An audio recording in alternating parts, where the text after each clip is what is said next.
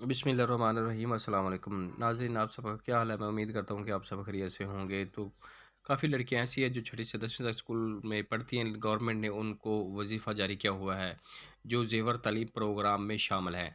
तो उनके जो पैसे हैं वो तो अकाउंट में आए हुए हैं, लेकिन जब वो पैसे अपने बायोमेट्रिक हासिल करने जाते हैं तो एक एरर आता है 118 का। जब वो थंब लगाते हैं, थंब लगाने के बाद ट्रांज़ैक्शन नहीं होती, तो ये एरर आ जाता है। तो ये एरर कैसे ख़त्म होगा या आप अपने बायोमेट्रिक पैसे कैसे हासिल कर सकेंगे?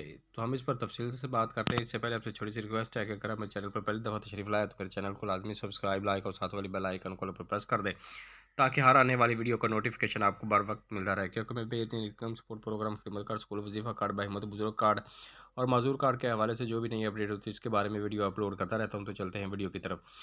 तो जी, जिनके 118 का एरर आ रहा है जब आप बायोमेट्रिक पैसे लेने जाते हैं, क्योंकि जो एटीएम कार्ड थे वो तो काफ़ी बल्कि सारे एक्सपायर हो गए हैं, कुछ जो नए बने थे वो बाकी हैं, लेकिन उनकी भी पेमेंट अभी तक नहीं हो रही।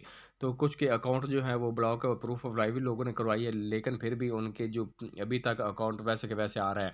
तो 118 का एरर जब आता है, जब आप थंब लगाते हैं तो उसके बाद 118 का एरर आ जाता है, क्योंकि जो 118 का एरर वाले हैं उनकी पेमेंट भी शो होती है, ओटीपी भी सिम पर जाता है। जब वो थंब लगाते हैं विथड्रॉ के लिए तो उनका 118 का एरर आ जाता है कि ट्रांज़ैक्शन नॉट बी कंप्लीट, इस तरह का एक एरर आता है।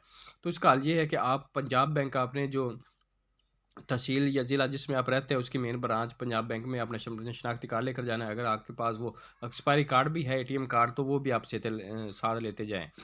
तो उनको बताना है कि ये हमारा 118 का जो है एरर आ रहा है, जिससे वो एक पीछे बैक एंड से या मेन हेड ऑफ़िस एक ईमेल भी लेकर भेजेंगे कि ये इसका एरर है, ये ख़त्म किया जाए। तो ये आपने लाज़मी करवाना है, जिसके बाद तकरीबन 10-15 दिन के बाद जब ये आप ईमेल या शिकायत दर्ज करवाएँगे, उसके बाद आप दोबारा थंब जाकर लगाना है कनेक्ट बाय एचबीएल, जहाँ से आप अपनी पेमेंट विथड्रॉ कराते हैं।